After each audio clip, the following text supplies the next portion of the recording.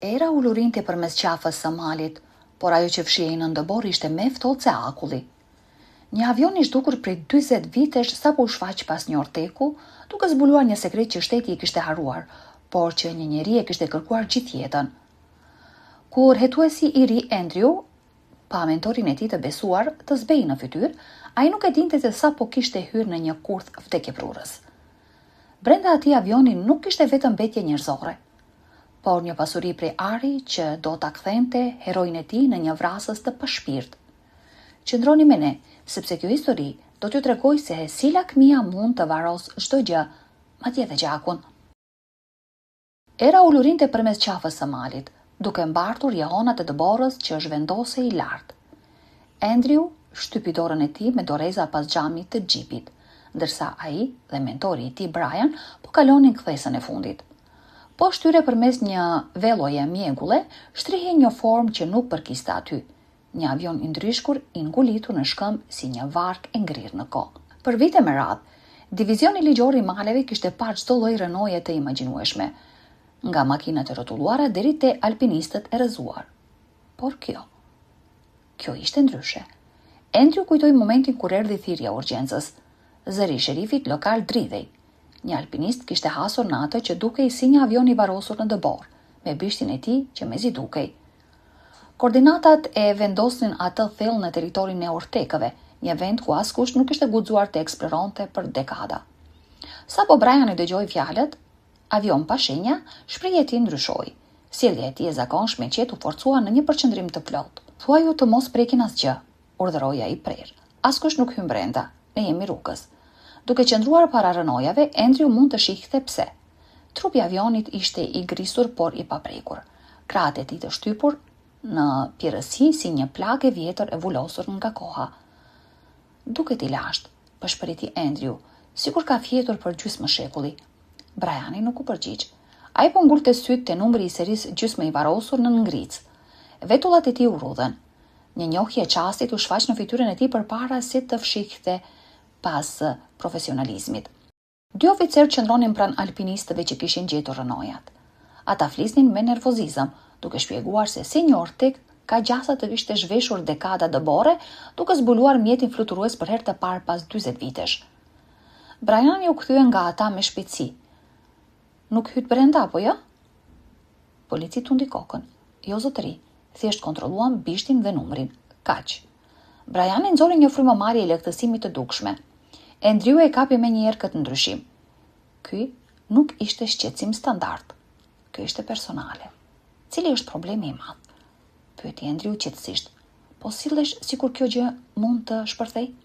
Brian i shikoi drejt kreshtës, sepse ndonjëherë djalosh, tha ai, gjërat e varrosura në këtë shtek duhet të mbeten të varrosura. Ajo kërkoi të gjithëve të tërhiqen. Do të hyj vetëm, tha ai, duke rrëmbyer elektrikun.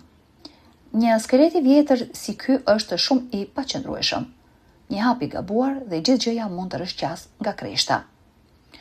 Andrew donte të kundërshtonte, por autoriteti në zërin e Brianit e heshti. Hetuesi i ri pa mentorin e tij të zhdukej në errësirën e derës së avionit. Tingulli i çizmeve kundër metalit bëri jehon për disa sekonda, pastaj ndaloi. Kaluan minuta. Të tjerët shkëmbyen vështrime të shqetësuara, pastaj një kërcitje e fortë. Gjithçka ngrin. Brian, vërtiti ai, asnjë përgjigje. Andrew vrapoi drejt hyrjes, por përpara se të hynte një figurë doli nga hija. Briani ishte i zbet. Frymëmarrja e tij ishte e shpejtë. Ai e kapi Andrew nga shpatulla dhe i përshpëriti me një ton që i ngriu gjakun. Thuaju policëve të ikin. Të gjithëve, tani. Andrew mbylli syt i habitur. Çfarë? Pse? Nuk është e sigurt për ta këtu. Thuaj që avioni është i paqëndrueshëm. Kur dritat e fundit të makinave u zhdukan pas kreshtës, shprehja e Brianit ndryshoi plotësisht. Tensioni u shndrua në diçka tjetër, eksitim. Një buzëqeshje u përhap në fytyrën e tij. Tani, tha ai butësisht, duke kthyer drejt rënojave, më në fund mund të marrim atë që është jona. Orë më vonë nata e glabëroi malin. Andrew ndoqi Brianin përmes dëborrës deri te gjunjët. Kur arritën përsëri te avioni, Briani hapi një kapak metalik në dyshemen e kabinës. Në të shtrihej një shkallë ngushtë që zbriste në errësirë. Andrew zbriti i pari dhe drita e tij preu pluhurin. Brian. Hapësira e ngarkesës shrihej para tij si një katedrale e varrosur. 10 arka ishin të rreshtuara deri në tavan. Disa ishin thyer, duke nxjerrë përmbajtjen, shufra ari, bizhuteri që shkëlqenin dhe tufa kartmonedhash të vjetra. E bukur apo jo? Tha Briani duke zbritur pas tij. Im Atë ndërtoi këtë avion. Ai vodhi rezervën kombëtare në vitin 81 dhe e përdori këtë mjet për të transportuar plaçkën. Ai nuk doli kur nga këto male. Andrew u kthye i shtangur. Babai yt ishte pilot. Briani poi me kokë. Dhe kjo do të thotë se ky thesar më përket mua. Kam kaluar 40 vjet duke kërkuar këtë rënoj. Tani nuk po lejoj askën të marr, as shtetin e as ty. Andrew e pa shumë vonë. Briani vun këtij një lev hekuri me shpejtësi të tmerrshme. Andrew shmang për pak centimetra. Brian, ndalo, ky nuk je ti, vërtiti ai, por plaku ishte zhdukur, i zëvendësuar nga obsesioni. Ti nuk dohi të shihje kur këtë, u luriti Briani. Andrew hodh pas arkave ndërsa një goditje tjetër bëri e hon. Drita e tij rambi diçka në cep të dhomës. Një skelet i ulur pas murit, me një pistolet të ndryshkur në dorën kockore. Babai yt, pëshpëriti Andrew. Briani ngrin. Im Atë vdiq duke ruajtur këtë, tha ai but. Pastaj zëri u ashpërsua përsëri.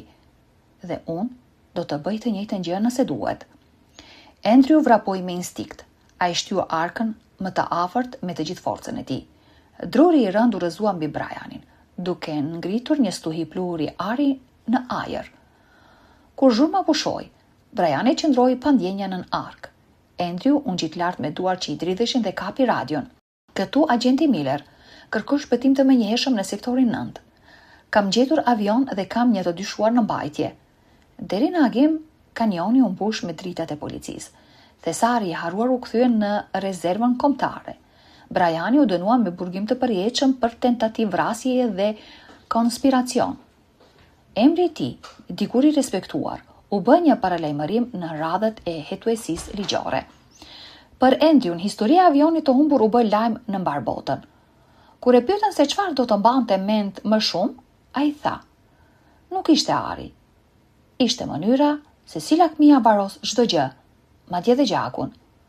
Malet mbajtën heshtjen e tyre, ndërsa era vazhdonte të ulurinte mbi krahët e ndryshkur, duke mbartur një histori që vetëm 2 njerëz e dinin vërtet. Të dashur shikues, çfarë mendoni për këtë histori? A mundet paraja të ndryshojë edhe njeriun më të mirë në një monster? Na tregoni në komente. Nëse ju pëlqeu kjo video, bëni like dhe abonojeni në kanal. Mirupafshim.